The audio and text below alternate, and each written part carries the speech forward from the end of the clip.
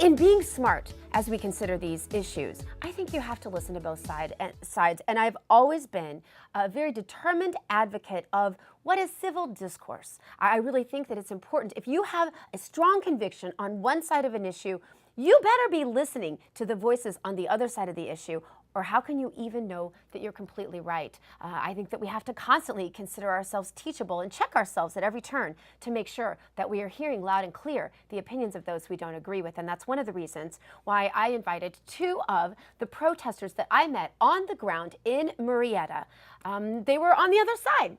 And many of the protesters there weren't very friendly, didn't want to talk to us, but these two young women with a real passion for liberty surprised me very much, and that's why I welcomed them to the show. We have Cassandra Rules from the freethoughtproject.com, and we also have Jordyan Carroll with a beautiful Alabama accent from In League Press. Good to have you both, and I want to give you a special thank you for coming what might feel like enemy territory, but I don't think of it that way. I'm glad you guys are here, and welcome to Smart Life. Thank you for having us.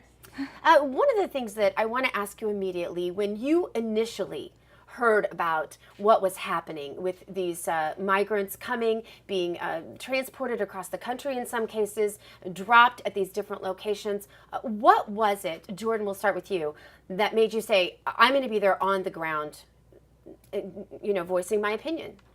Well, really what it boils down to is that I was very disgusted by the blatant disrespect of humanity that the people were doing. It's okay to disagree with the immigration right now, but we shouldn't be taking it to the kids, like right in the front lines. Why not take it to the politicians? So that's why I decided to go there and support the kids and be on the other side and say, this is wrong what you're doing, Murrieta. And it's also, they were putting a negative stigma on America because we are like Big Brother. We're supposed to feed the hungry and welcome the weary, but they made it seem like we're very racist and hateful people.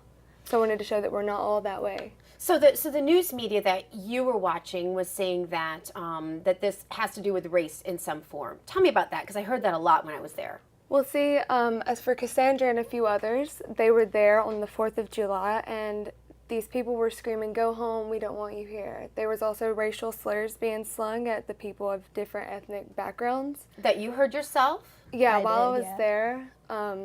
Before you guys had showed up, we were down the road on Fig, and that's where they were being extremely vocally aggressive, and it seemed like it was about race, whether they say it's not or it is.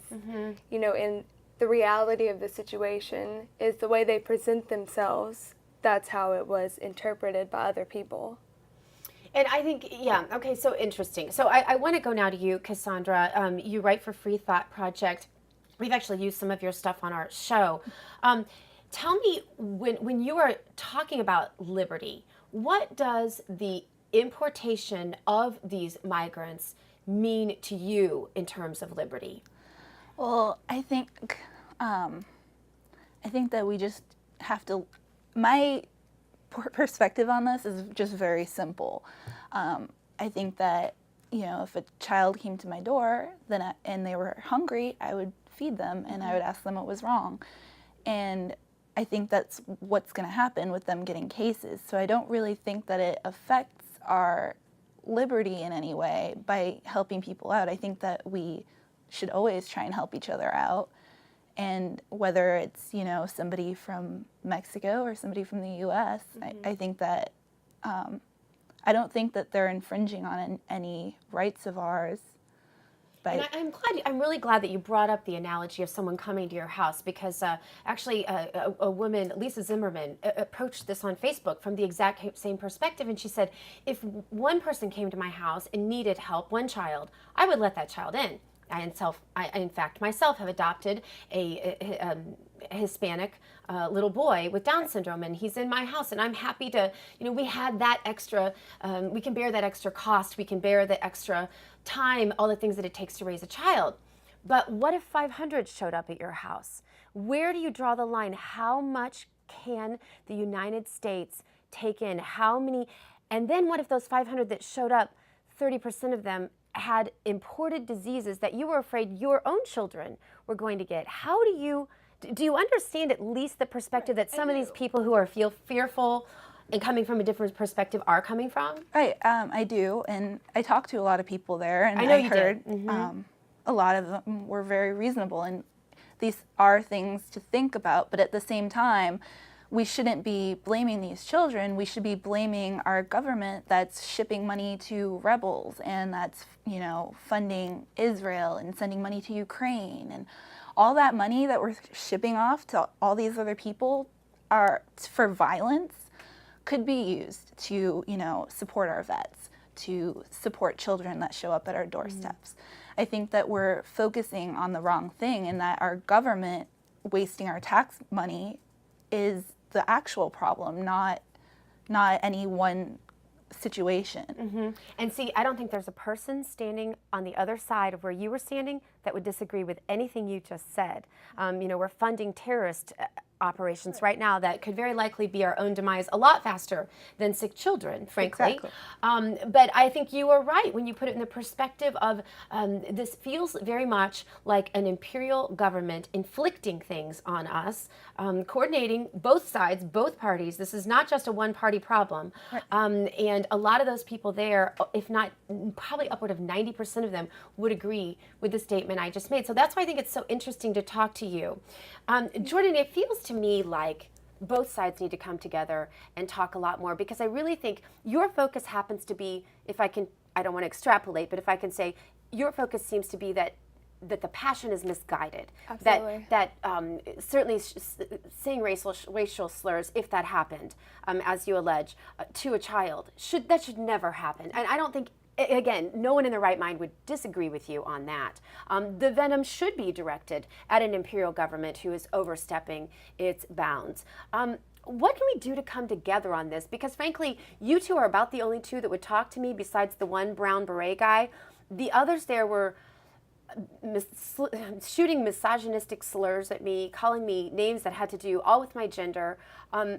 If those people were on my side, I wouldn't want to stand with them. I'm just wondering what you think the solutions are. Honestly, it's going to take a lot of people to break down their barriers and to be willing to have an open-minded conversation with someone who doesn't view the exact same way that they do. That's really what it's going to take, because there's a lot of miscommunication with a lot that's going on right now, especially in Murrieta.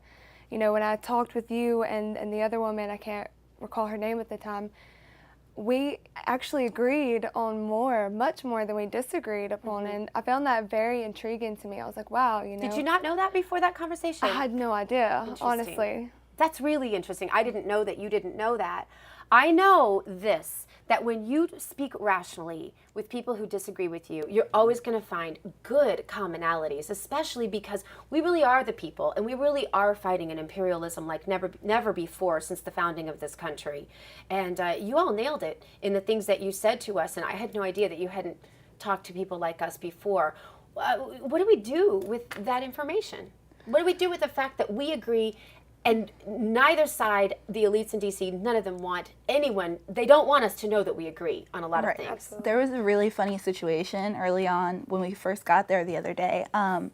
Jordan and I and a couple other people started talking to somebody from the other side, and a Fed actually came and stood in between us and this man, even though we were completely peaceful, completely civilized conversation, came and stood between us. And I was like, wow, this really is like the manifestation, like physically, of what is happening to us constantly.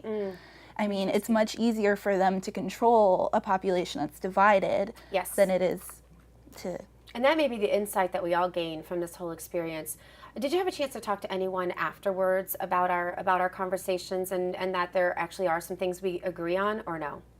Yeah, we did on our side. Our side had conversations with people, and they were actually really surprised.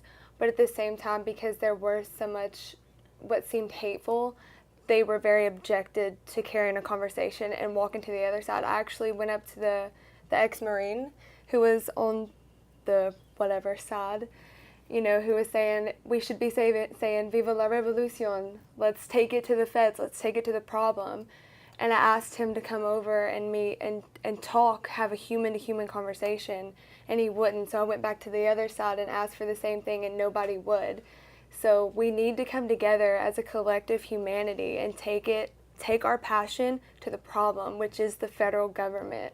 who season everything. They're imperialistic, they're dominating, and they're ruining our country, but they're also ruining the world. We have over 300 military bases everywhere.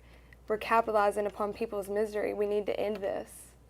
I just find it so fascinating how many points we could agree on, especially from a humanitarian perspective on both sides. We're worried about protecting our children and the legal immigrants who came here legally. You all were concerned about people yelling at children on a bus.